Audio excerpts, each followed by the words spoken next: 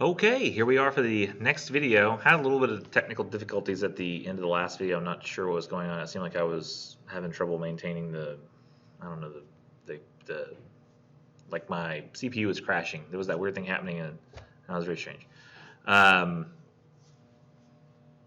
It might be that my computer's getting a little too hot. Maybe at the end of this video, maybe I'll close it so it's not getting so hot. Like maybe if I just close it immediately, it'll let some of the energy, I don't know, dissipate a little better, blow out of the fans. I don't know. We'll figure it out. But this video is going to be a quick jump right back into the databases to show you something I didn't show you before. I believe it has to do with how to get citations if you need them. Then I briefly go over APA. I really don't go over APA for that long. I just kind of show you where to find the information. And I believe that my plan is to include the PowerPoint over APA that I have as well, and also the library presentation PowerPoint, both in the week, so that you can have those as resources, because they'll be helpful as well. It's the same stuff I'm talking about in the video, just you can go through it at your own pace. You can look at the stuff. You'll even have the ability to, I guess, copy paste the information or into like a Word document if you can figure out how to do that and still maintain the typeface and the format, because that's very important in APA. And then also I talk about how there's this really neat thing that you can do with people who research.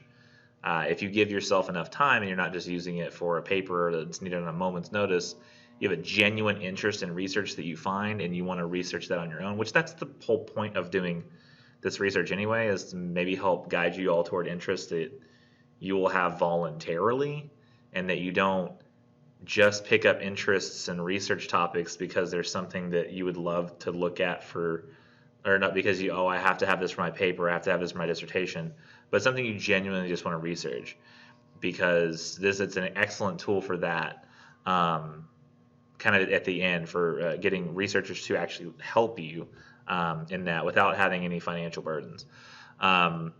So I think at the very end I do like a quick essay grade explanation, like what I was talking to you about before with like the 95s being hundreds, but I draw it on the board. It's like really tiny at the bottom of it, but I'll just leave it in, it's fine.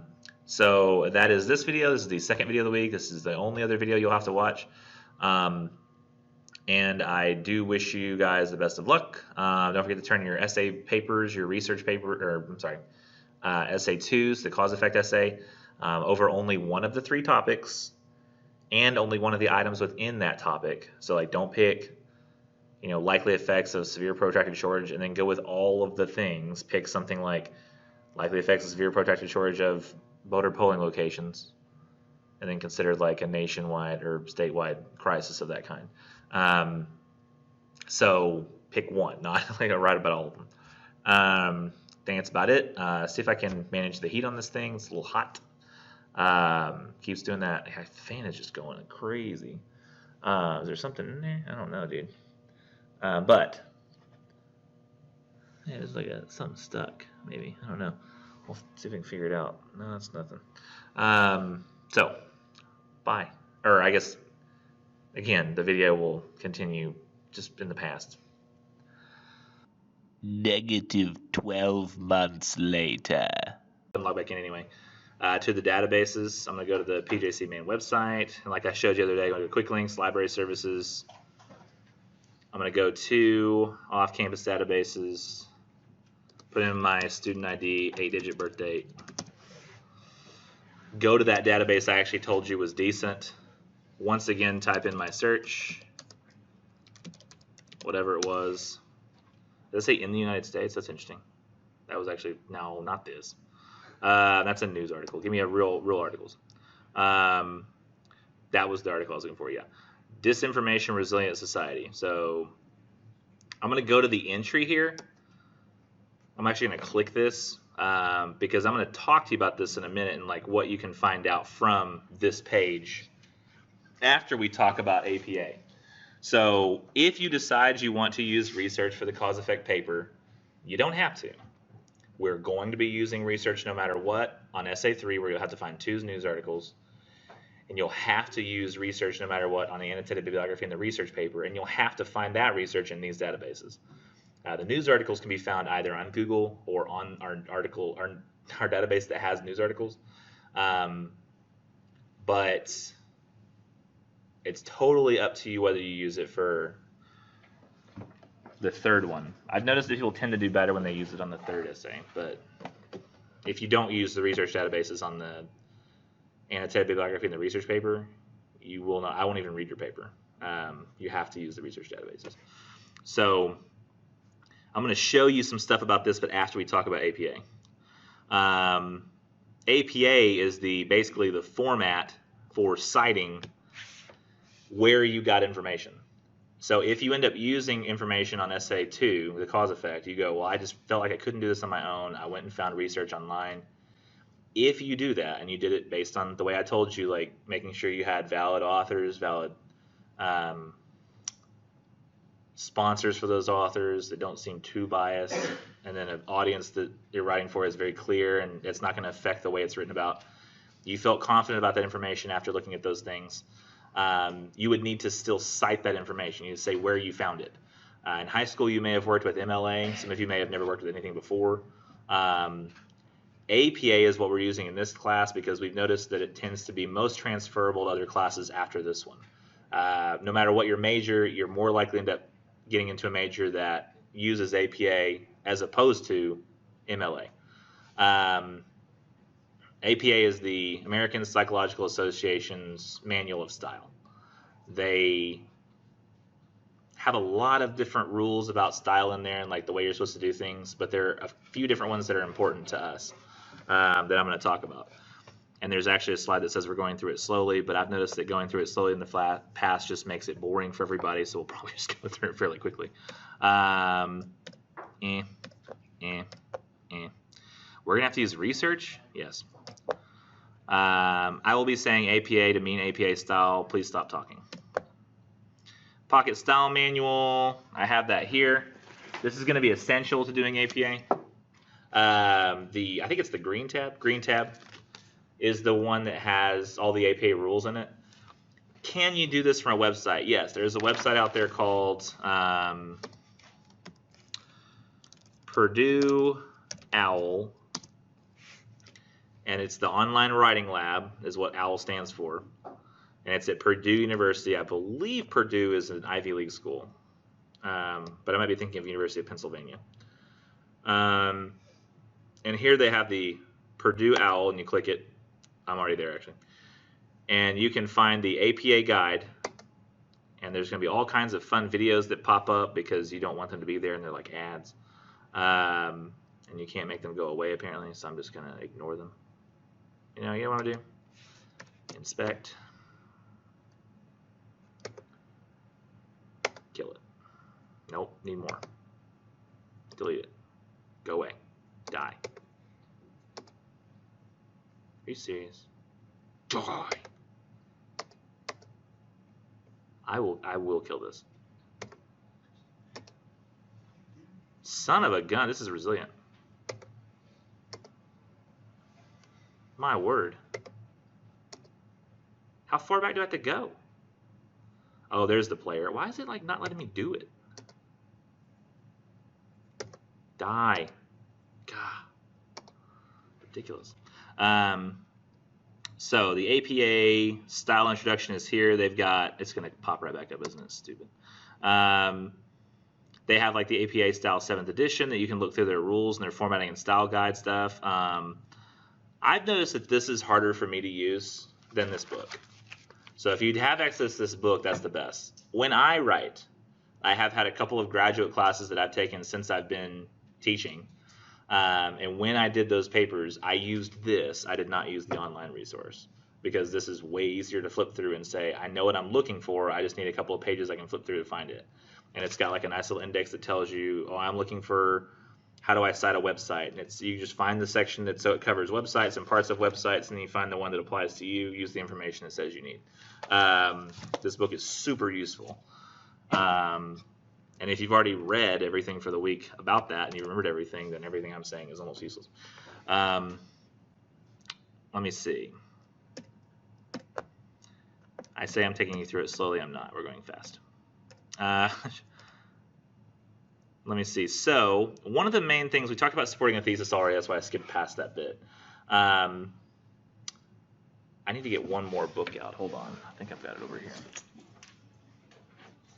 It's not a book you have to have, but it's a book that I'm talking about nonetheless.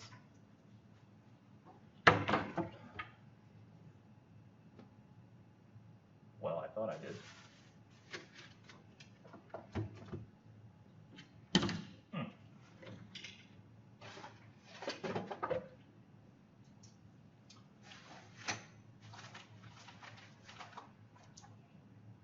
Well, I'll find a picture of it again. Do I have it underneath this stuff? Oh, I bet it's in this drawer.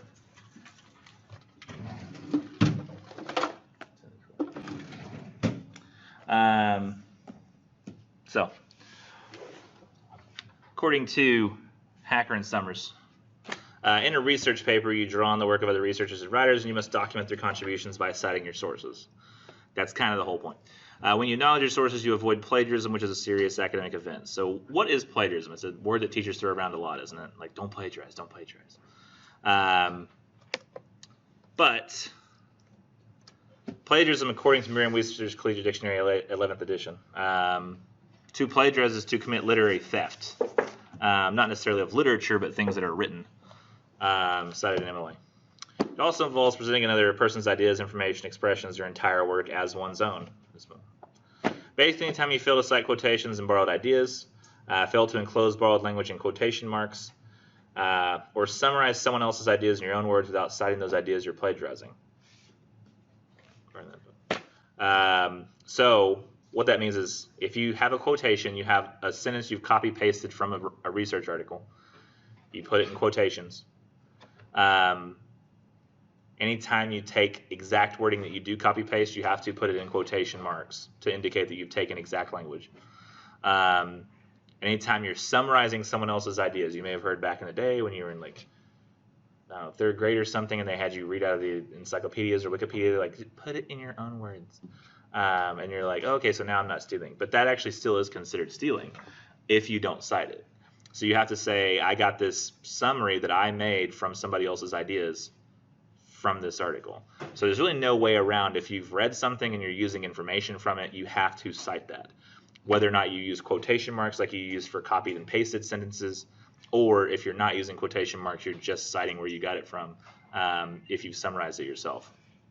Well, what's wrong with plagiarism? I know it's difficult for us to even consider the idea of plagiarism because this is weird because y'all's generation, I know this might sound crazy, but y'all are far more socialist than my generation is. Because y'all have had the internet for so long, y'all almost feel like nobody owns anything. Anything that's out there is collectively owned by everybody. Whereas my generation still feels like anything I came up with is mine. But think about the way you post things online, right? You don't say, now I didn't make this, but the person who originally made it, I diligently sought out and found who created this meme, and I'm citing that person. You're just like, haha, funny, repost. Because you consider once it's out there, it's everybody's. Like my generation, I mean, we were probably the first ones who started just doing that, copy pasting, and like, but the ones prior to us, they wouldn't even post anything without saying like who they got it from. Yeah. Well, there are some people today who still believe that plagiarism is really considered a natural thing. People would say that I came up with the idea or I came up with the theory or concept. Yeah. But mainly, like, we should avoid it because it's showing that we are more capable of doing something on our own and showing we can write something our own way. Yeah. Oh, are you saying like that's why we should cite things? Well, if we want to use information to help it with our way of writing, yeah, but not write it word for word. We're just saying what they're saying. Right, and there was nothing wrong with doing that if that's the best way to do it in the scenario. I mean, but you can quote them, of course. You can say something from just one. Right. You can't say all of this. Right, exactly. Yeah.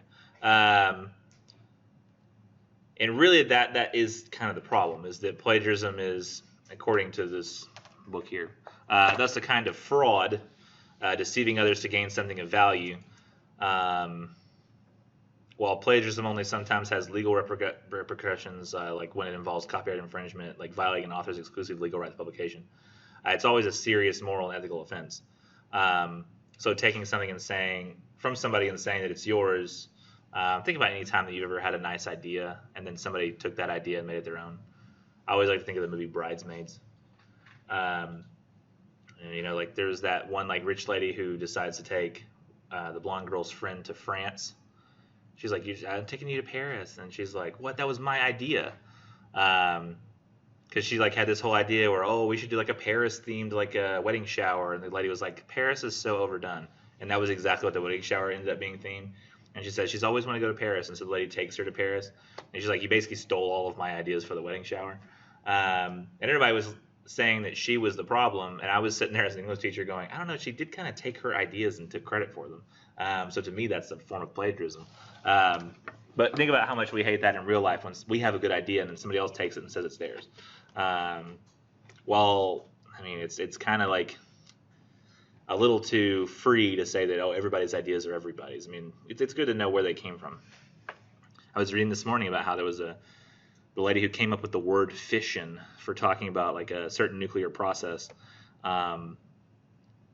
She did a lot of the work. In fact, I think most of the work, it said, like she was the one who came up with the ideas for which got a Nobel Prize. But the Nobel Prize was given to her male scientist she worked with, not her. And that was very common back then, is that she was considered like a helper, but not actually the main thinker. So what is citing sources? So anytime you borrow something from a source, like direct quotations, so you're using their exact words. Anytime you're using their statistics or facts, any visuals such as cartoons, graphs, diagrams, any ideas you present, even in summary or paraphrase. That's according to this book.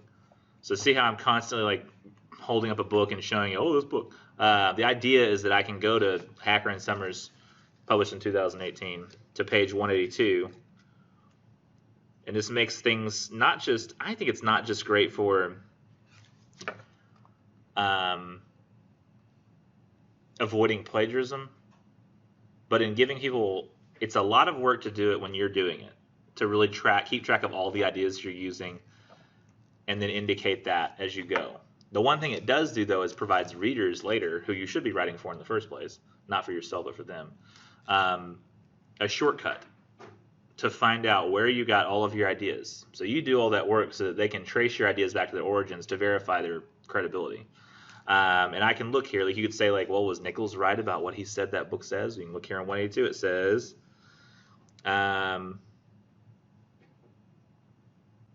you must cite anything you borrow from a source, including direct quotations, statistics, and other specific facts, visuals such as tables, graphs, and diagrams, and any ideas you present in a summary or paraphrase. So exactly what I said is exactly what's in quotation marks. Anytime you use exact wording, it's got to be in quotation marks. But if I summarize, I put it in my own words. Let's see, where's a good example of that one? I don't really do that a lot here. On page 181 is where I'm kind of putting something in my own words. Come on.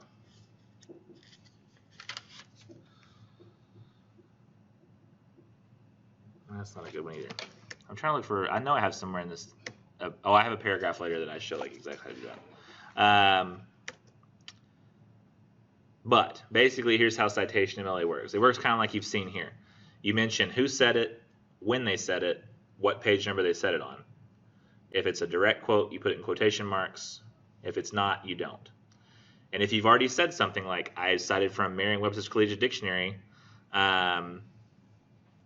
you don't say it again in the quotation. They're the parenthetical. But you can see that I actually cited this in the MLA book, page 6. So even though we're doing APA, I'm citing still stuff from the MLA manual because it's still relevant. Merriam-Webster's Collegiate Dictionary defines plagiarizing as committing literary theft. So that is what it is. The idea is that you will cite anything that you have taken from some other source. In this case, author's name, year of publication, page number. And if you've already said the author's name, because you use that in the flow of conversation, you said according to Johnson, such and such, then in the parentheses, all you'll put is the year and the page number, because you've already said Johnson's name. You only say Johnson's name in the parentheses if you haven't already said his name. I guess same with the year. Actually, in fact, when you say an author's name within the text, you're supposed to say the year right afterwards, not wait. So I think I might have actually made a mistake. No, I did it. This is right. So MLA Handbook, 8th edition, 2016. See how it doesn't have named authors. It has like the association itself is the author. And this is what a references page looks like. So when I'm citing from these two books, this is the MLA Handbook. So notice it doesn't have named authors. It's the Modern Language Association itself. And you can look up, there's a lot of people who authored it together. The Modern Language Association's list of people that were involved is rather massive. But only Hacker and Summers worked on the Pocket Style Manual. You can see there's minor differences between this and MLA. Like MLA, if you ever used it before, you'll notice it had like italicized all the letters, the first letters of each, oh my gosh. The first letters of each word were capitalized. In APA, it's not.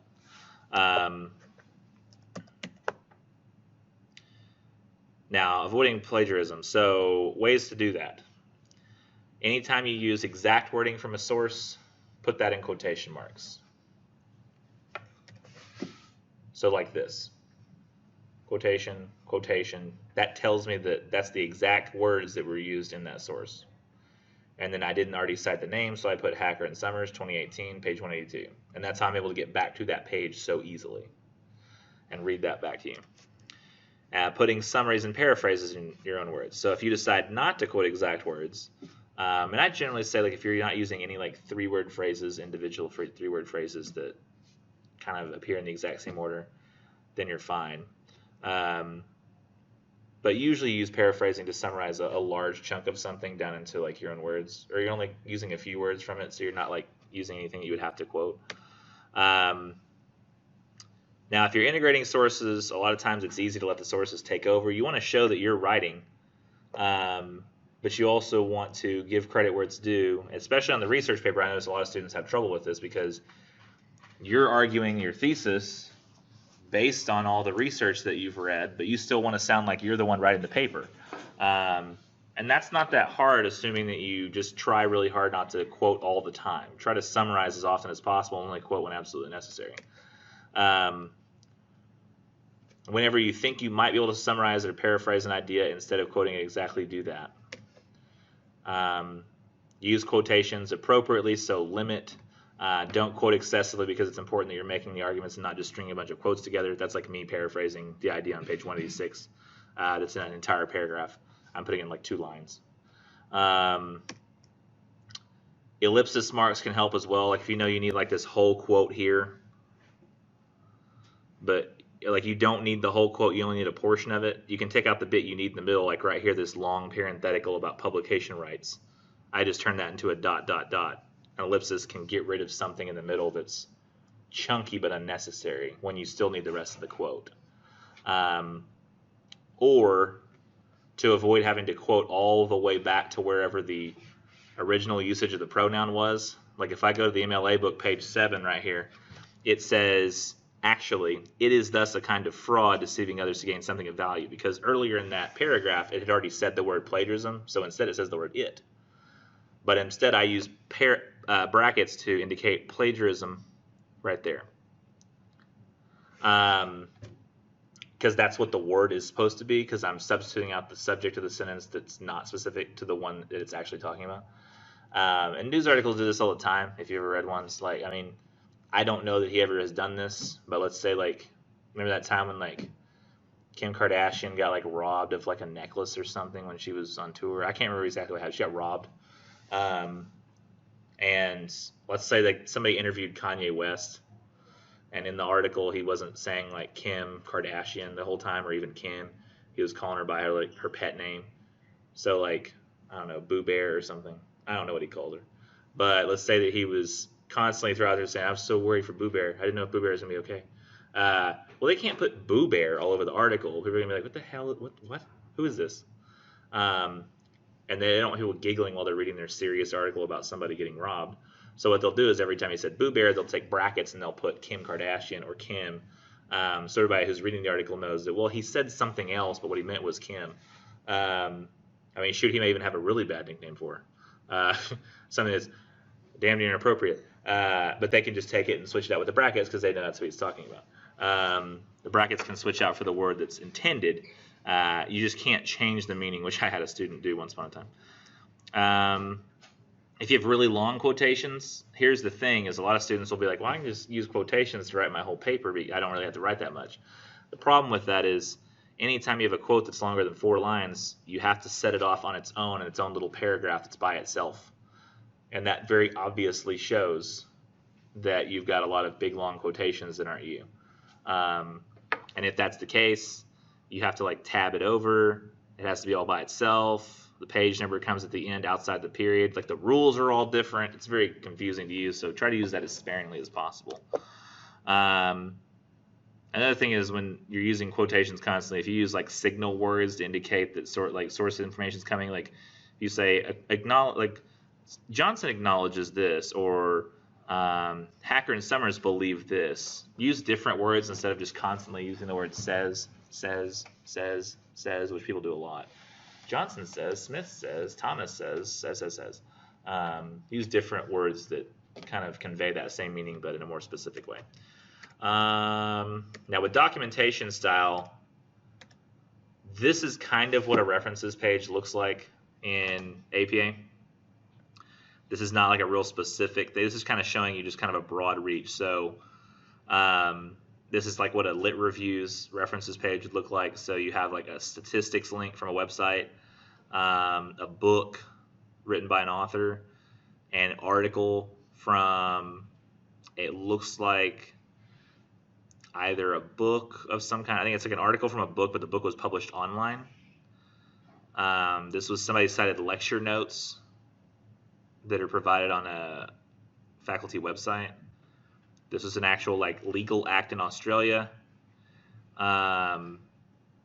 This is a report on Aboriginal and Torres Strait Islander health performance. This is participation in a classroom reported at a conference. This is from an online journal, but published on a website. So there's all kinds of different things that can be published, and all kinds of different things that you can cite in order to make a case. Very few of you are going to have to end up using any sources outside of the database, because I require you to use 5 database sources. And most people say, well, that's enough. I don't want to cite anymore because I've done enough. But you're welcome to, as these people have done here, like they're citing like government reports, political like acts that were published by the government, that kind of stuff. You're welcome to do that if you need to. But it's got to be in addition to your articles. And there's other stuff on the next page as well that are just like that. This one's actually, there's got some academic journal articles published in a database like I was showing you. And this may look a little daunting to have that giant like references page. You're not going to have anything this big. The most you'll have is on Essay 3, you'll have 2 sources, which will be news articles. And on the research paper, you'll have 5 sources, which are all going to be academic journal articles that are scholarly and peer-reviewed. There's different types of sources sometimes people will use. I always mention books. It's the basic format that tells us kind of how to do everything else. Honestly, if you were a student here and you were thinking, I better take notes on these different types of source citations I'm going to have to do, I would not suggest doing that, because this is exactly the formatting I'm looking for. And if you were to then transfer that to your paper with your pen or your pencil, there's a chance you might make a mistake, and then your notes are inaccurate, but this would still be accurate. So this is available as a PowerPoint you can download, or if you know you want to have it at hand on your phone, you could just take a picture of each one of these slides you think might be relevant. That would be, I think, the better thing than writing down the formats for each one of these in this particular case. But books is one type, which I rarely do people any actually use that. This is article in a journal, but it's a print journal, which rarely people use that either, because that requires you to go physically to a journal that is still printed in paper, and there aren't very many, and look that article up on your own.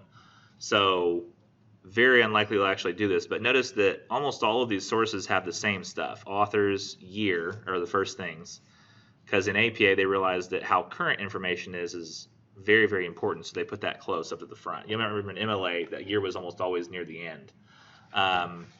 It's because in APA they realized scientific research becomes irrelevant after so many years.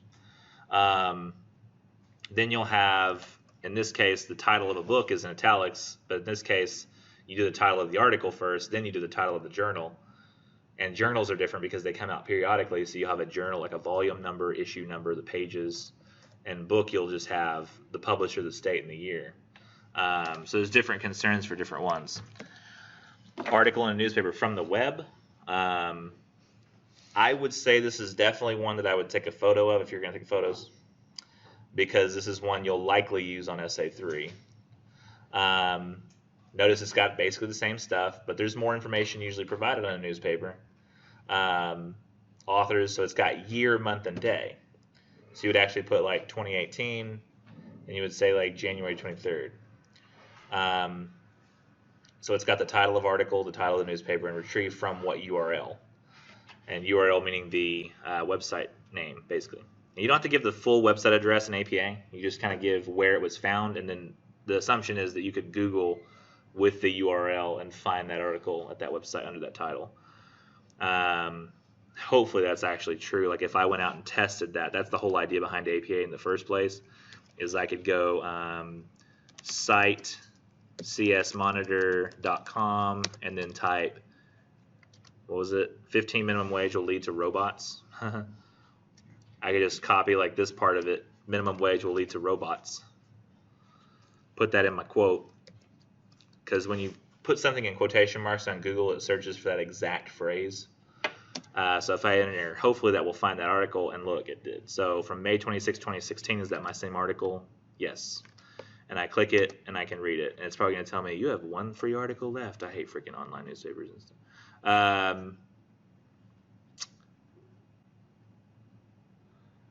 You could buy a t-shirt that says be still. But see, there's that whole article that I was talking about. And by the way, this isn't really that relevant. If you're already starting to look, if for some reason you get ahead of us and you get done with your essay 2 and you say, I want to move on to essay 3, and somehow you get a hold of the old like assignment sheet I have, like I'm gonna make I have a rule where like the newspaper articles you find have to be at least 400 words long. I've had a problem in the past with students give me like news articles that are like a single paragraph. Like it'll be like, this will be like their whole article they have, and that's only like maybe 150 words. So you would need to have something a little bit longer than that to sustain an entire essay written on it. Trust me. It's difficult to say, here's the difference between these two articles when literally there's not much of an article. People think it's going to be easier, but it's actually harder. So that's a newspaper from a web, and how you would do that in a sample. And then there's also article in a newspaper from a database. Look how it has mainly the same stuff. Authors, year, month, day, title of article, title of newspaper. All the same stuff at the beginning. But because you're finding it on a database, you include the retrieve from URL, which is going to be the database URL. And you would also include what's called the DOI number if you've got it. Or if that particular database does not have access to DOI numbers, or those articles don't have DOI numbers, you include a different number, whatever that database's reference number set is. Every database has their own reference number. In this case, you can see I have an AN number for that newspaper article, which is the same one we saw before, right? The Christian Science Monitor article. And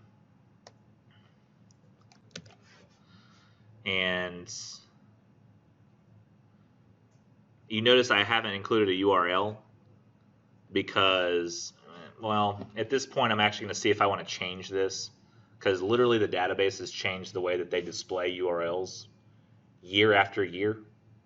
So I never 100% know starting that semester off whether I want the URLs in there or not, because it's usually I just do whatever makes it easiest to do for the students, but still makes it where I can find everything I need as a teacher. So I'm going to go back over here to this database. And this is one of the reasons I have you find this. There's no DOI number for newspapers, but there is what's called a reference number for the Academic Search Complete database, and it's always this number here.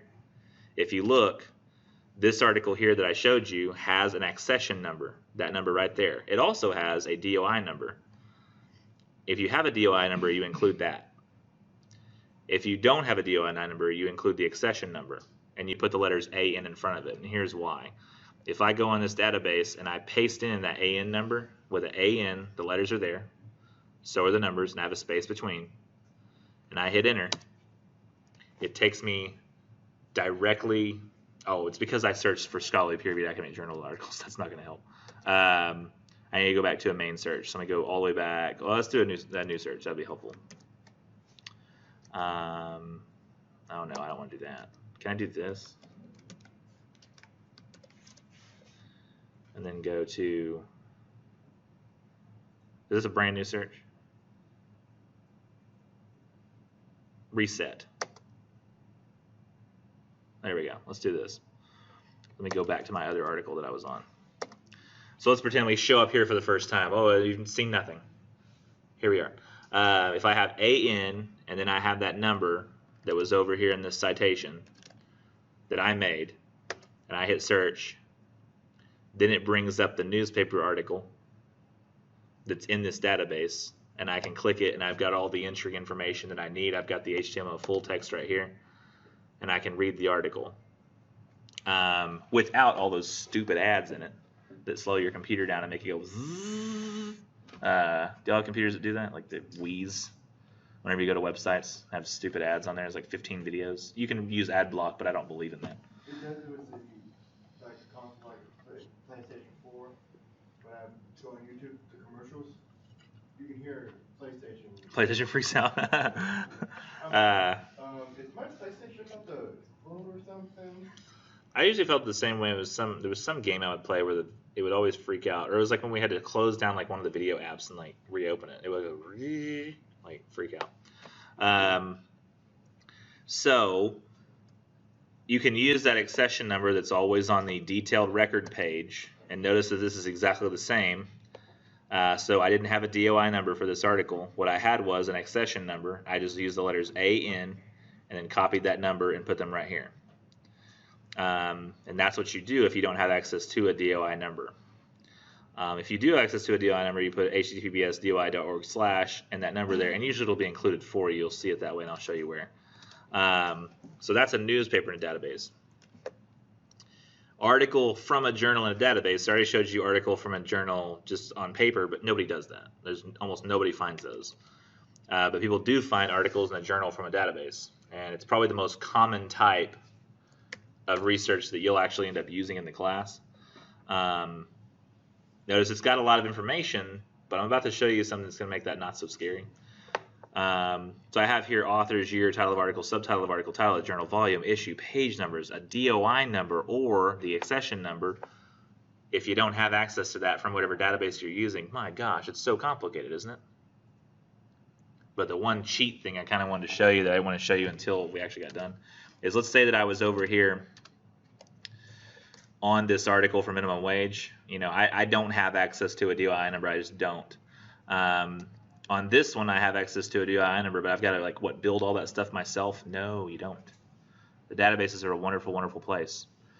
You might have to make some tweaks to what they make, but over here on the right, there's a little hidden button. Not hidden, it's just there. You don't look at it.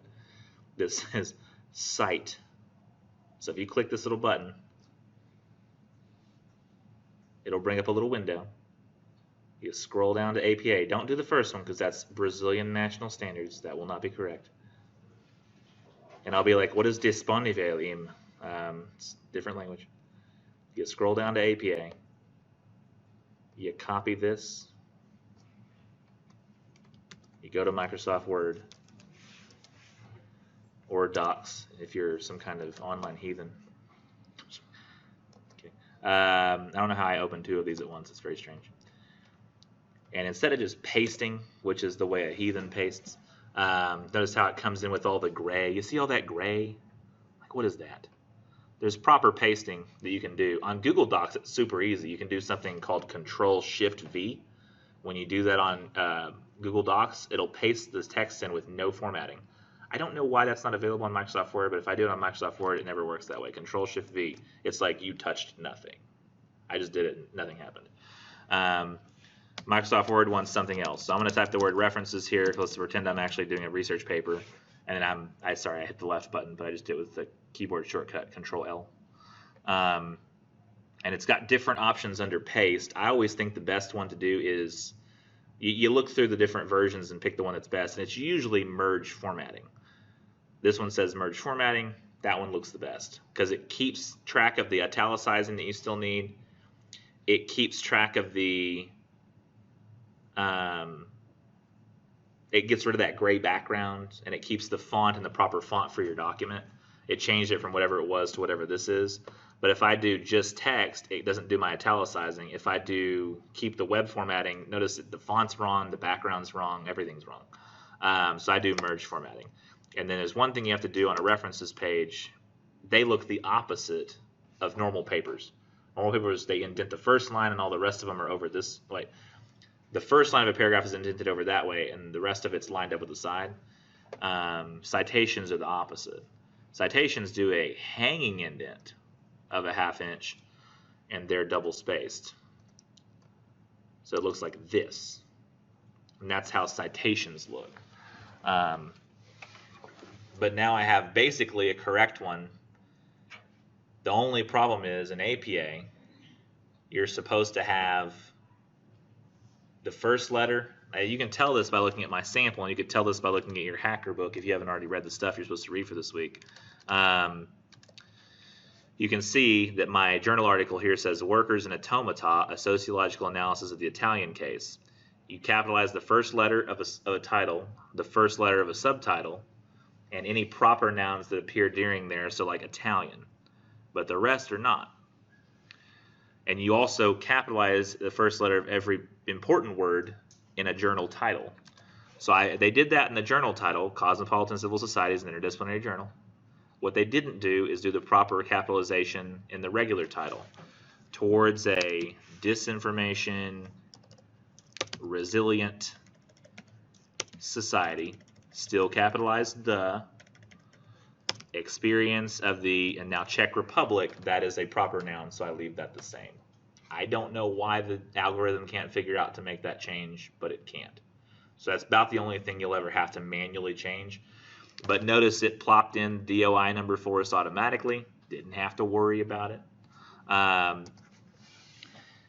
One of the great things about it telling you whether an article has a DOI number is usually, not always, but I believe the journals that have worked hard to get DOI number access are often the ones that are the most credible. They want to make their journal articles accessible to more people, so that their research is out there more.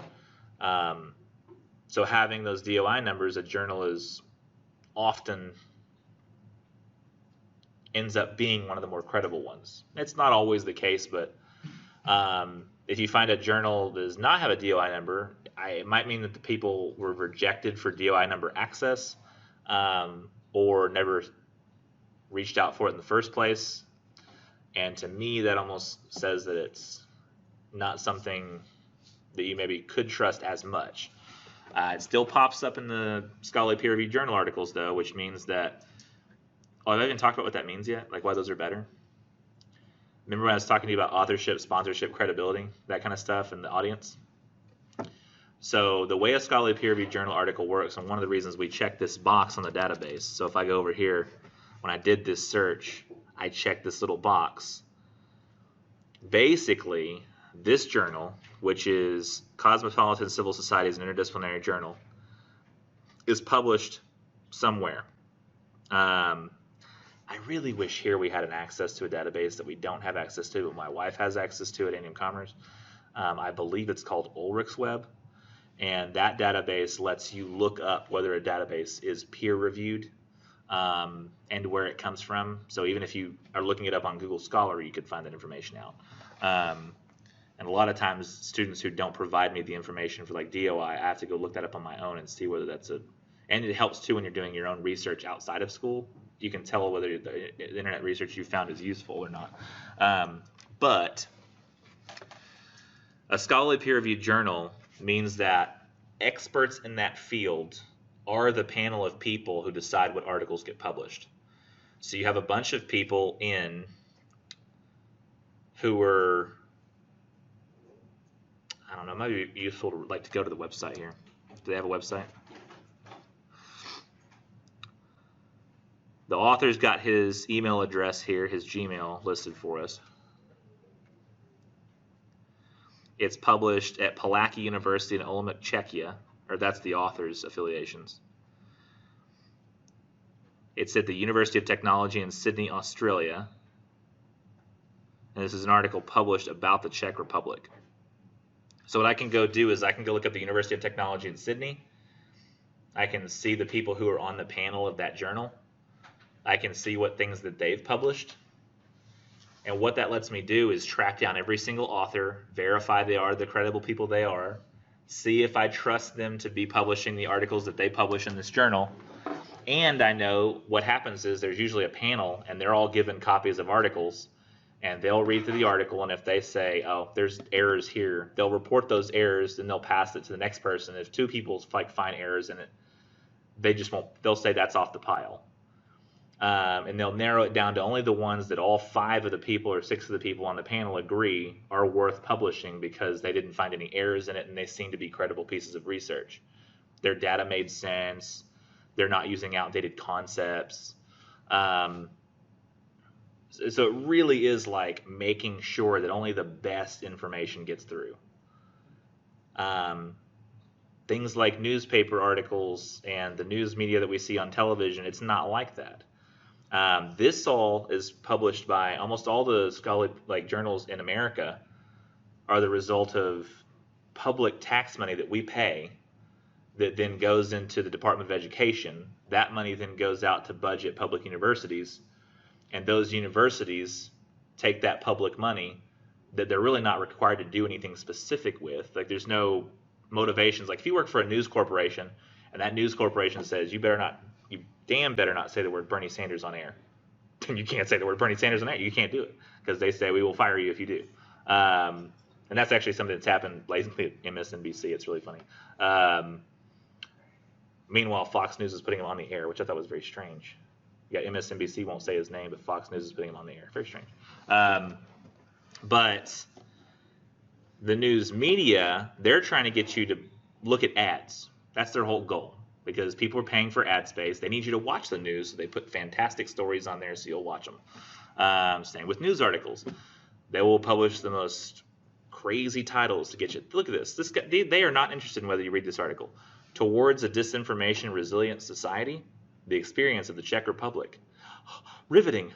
No, it's not. This does not sound like a film. I'm like, oh my gosh, is this the next Marvel franchise? No, it's boring. It knows it's boring. It's information for people who need that kind of information. Somebody who's doing research on the Czech Republic and wants to talk about the Czech Republic, they can come here and find that information.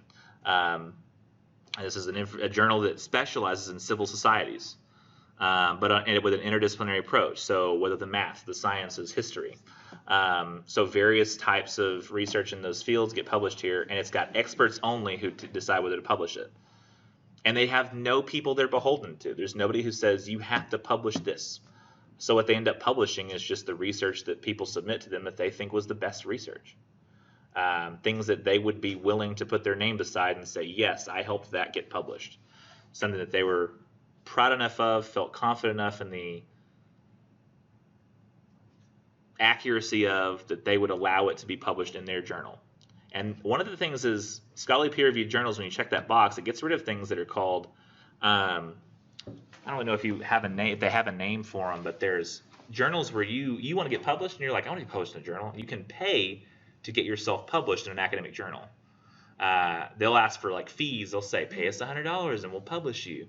And those journals are not included in here when you check that box. Those get gotten rid of because those are people who have a financial motivation to publish your article, which means they might not publish the most accurate stuff. And a lot of people have a problem with this in the first place, and we're actually, as a nation, a lot of the scientists are moving toward an open access research society. Where I don't know if you know this, but these journals, I don't believe the people who work for them get paid at all. They might get a stipend from the university, it's a little, $1,000, $2,000 to help offset the costs of them spending their time running it every year. But they're not getting $50,000 a year to work for these journals. Usually they're publishing it themselves. They started it themselves as a department and started working on it there. Or a few researchers got together from different universities and said, we need a journal that does this. Let's all get together and work on that. So they really are just trying to publish results that kind of make them look like they're credible in their fields. And that's usually money that we pay for with our taxes. And the same is true in most countries that have these academic journals. And I actually tested a theory one time. Somebody said, what is something that's true of your field that not many people know? And it was a researcher in America.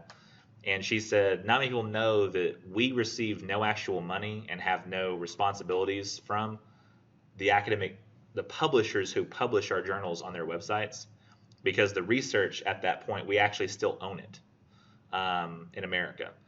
So they still own their own research. So if you were to email an academic researcher because you heard about an article they wrote, they could email you back and say, sure, here's a copy of it. Here's the PDF. Unlike where, say, like a novel, if you email Stephen King and say, hey, I want to read your book. And he's just like, sure, here's a PDF copy. Like, it's not going to happen because he's trying to make money off of that. Researchers just like, somebody wants to read my research? Amazing. And what was like, I think I actually have an example of that, if I'm not mistaken. I don't want to show you other people's emails, so I'm going to freeze it for a moment. I'm going to hit marker.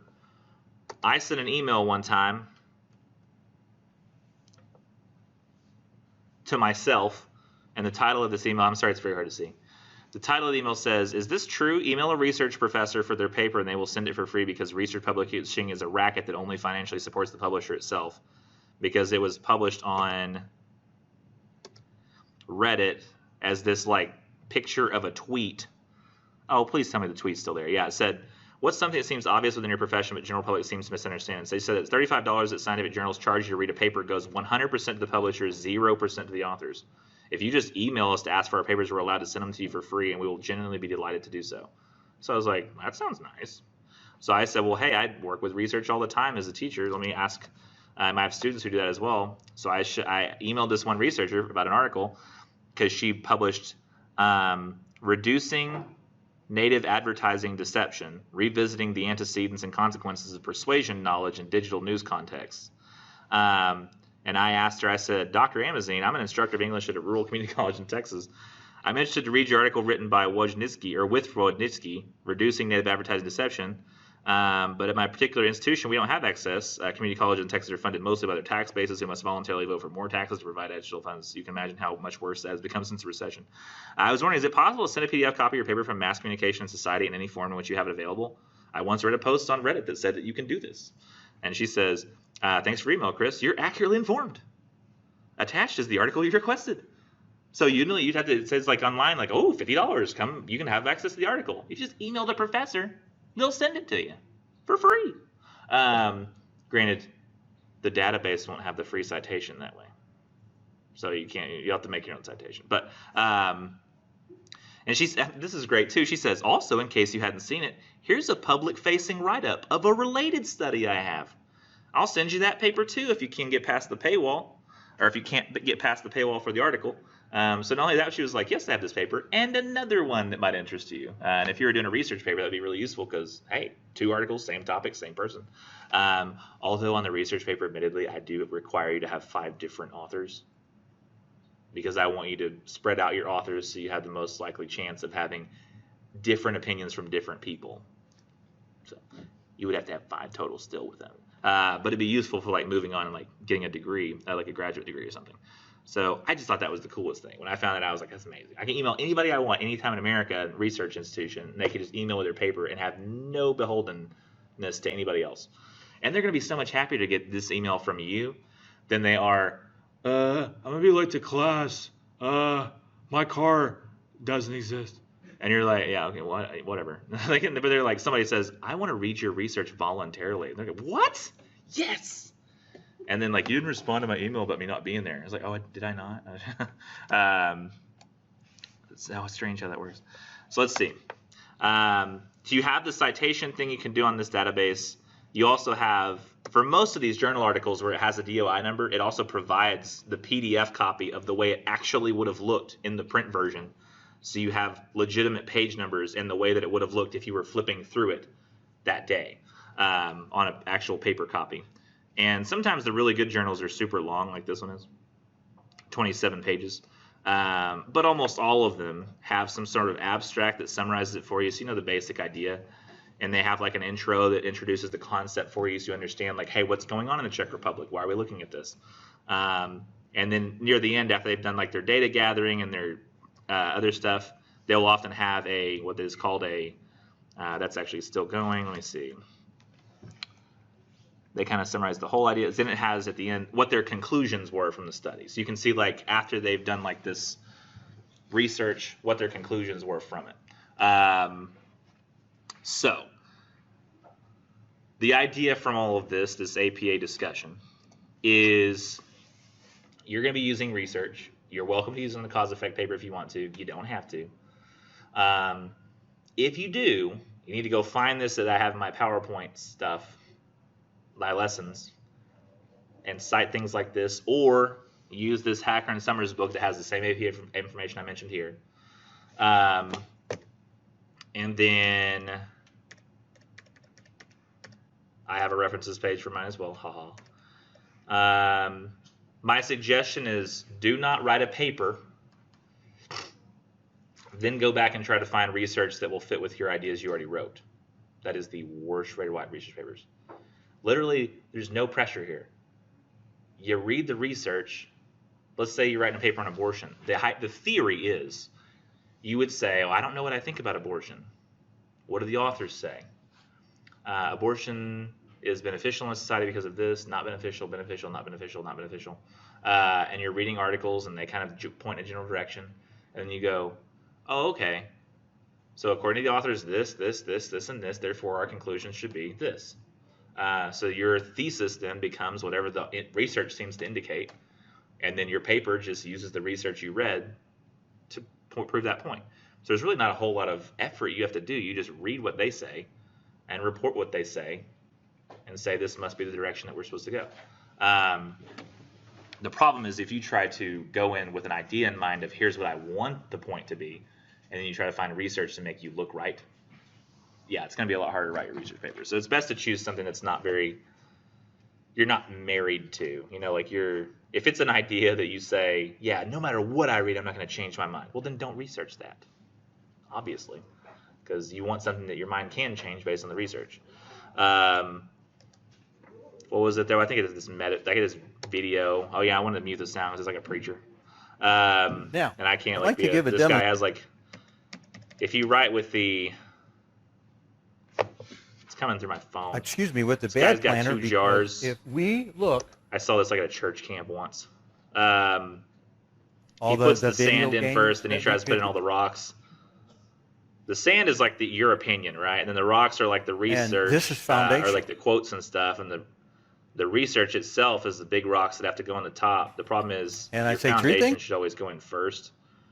So he says don't put in the easy stuff first, then try to put in like the hard stuff later. He says just do it the right way, which is to put in get in all your hard stuff intruders first. in our life and all that. Big Just, rocks, then your just watch. rocks, then your pebbles, then your sand, See, and then it when all we fits. live margin and space So if in you our do the life, priority things, the foundational things it just kind of first, fills in. then do the fluff later, like And we have my wording. space Like that's the left problem is over. people try to write their paper, then Where put we the can research put in another after, and end big up trying to rock shove it in. into It looks ugly like this. When if Isn't you that just amazing? Like write read a the book. research first, Go on a then wrote the missions trip. paper, or read Read the a research, then plan, then write, everything actually goes the right way. It's Okay. a visual metaphor. I don't know why it's throwing another rock in at the end, you stupid. Only needs the one. So I'd like you to remind me maybe next week. Okay, yeah, if you use any information on the cause effect paper from an outside source, you have to cite it in the ways that I've shown you here. So you have to do that. So if you don't want to have to cite, don't cite anything. Don't use anything. I would suggest y'all remind me next week to explain this to you. Like you say, what was those weird numbers you had on the board? Could you tell us about that? And I'll explain that to you. Wait, what time is it? 12:14. We got a minute. I can tell you one thing. So one thing about this is if you get a 95 on a paper, which many of you did, you might be thinking to yourself, how do I need to revise this? He didn't give me a whole lot of points, like what I should do. He just said, good work. 95 is the equivalent of my 100, okay? In school, I was very good at math, and so when I think 100, I think perfect. So for me to give you 100, I have to feel like your paper was perfect. It's very hard for me to feel that way. Perfect is like, wow, nothing could ever be better. And usually I can think of I can't think of specific things I would want somebody to do. I'm like, there are ways in which it's slightly deficient, but it's still competent enough where I feel like they've satisfied the concept of the paper. So that anybody gets a 95, that's like my 100. Anything above that, if you ever get like a 96, 97, 98, 96 is like 105, 97 is like 110. If you get 100, that's like getting 170 on an essay. So you should feel like amazing getting above 95. Like you go home to your parents, you're like, Mom, I got a 97. She's like, why didn't you get those 3 points? No, Mom, you don't understand. It's 110. You're like, I don't know what. So she's a little confused. But you explain the concept to her and you understand. Because I think it's like, for me, with not very much effort, even a lazy person can get a 50. And not a whole lot of effort past that, you can get to an 85. 85 is like you do basically all I'm looking for minus the one unique idea for the paper. Like a narrative essay. You narrated fine. You told me how you changed, but you didn't show me a proof that you changed. That's who gets the 85. If you show me proof you changed, you get a 95. If you show me proof and it's interwoven throughout and I feel like almost moved to tears, you get 100. You know, like if everything's like, wow, you know, I'm making like audible sounds of how amazed I am. But that's a basic understanding of this. If you need more details next time, like, whoa, what? I'll continue to explain it. But basically, consider if you get a 95, that's your 100, basically. And I have other little grades in the class that, like bonus points and things, like the way I grade the quizzes, the way I give you 100 full credit for the labs once you get them all done, that are meant to offset my philosophical hang-ups with your grades. So you have a great weekend, he says on Wednesday. Okay, so that was pretty interesting, huh? Maybe not the APA part where I was just talking about citations, but the fact that I believe I talked to you about how you can get the citations directly from the databases that you want to use, and all you then have to learn is how to do citation internally within your paper, which won't be as necessary a problem to figure out on Essay 3. I mean, you'll have to do the citation page, but internal citations, not so much. You'll just have to mention the names of the authors frequently. But on the research paper, definitely have to have not just the research references page, but internal citation all throughout.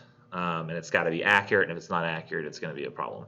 Additionally, I think it's really cool that as a citizen of the United States, you can email researchers, and often they have no financial obligations to their publishers at all. So they can you're allowed to email as a researcher your research, those proofs of that research, to people who want to see it, which is really, really cool. That means you can get access to scholarly peer-reviewed academic journals that usually are behind a paywall, those journals that you want for free. This is really more useful for those, less that like I've got a paper that's due in 2 hours, let me email this researcher whose paper I can't access. It's more useful for like if you have a genuine interest in something, then you can pursue that interest. And get all the researchers to help you along the way, giving you access to that information, which is super, super cool to me. And it should be cool to you as well. Like if you have any kind of actual interest in pursuing a career in academia, or just as a researcher, somebody who's involved in researching in the field, it'd be super incredible. I am a little worried that my computer is heating up and it's causing issues, like with the breakdown in the last video. So I'm gonna go ahead and cut it here. And then I will see you, when I come back. So, bye-bye. Still going? Still going? Dude.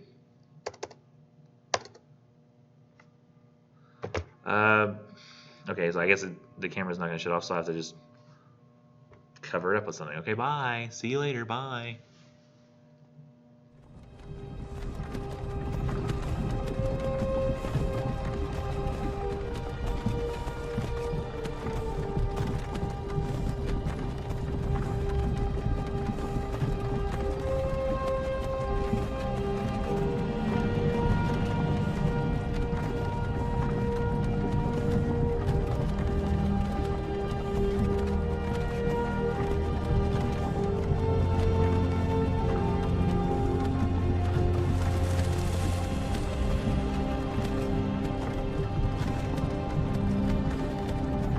Hey, you're finally awake.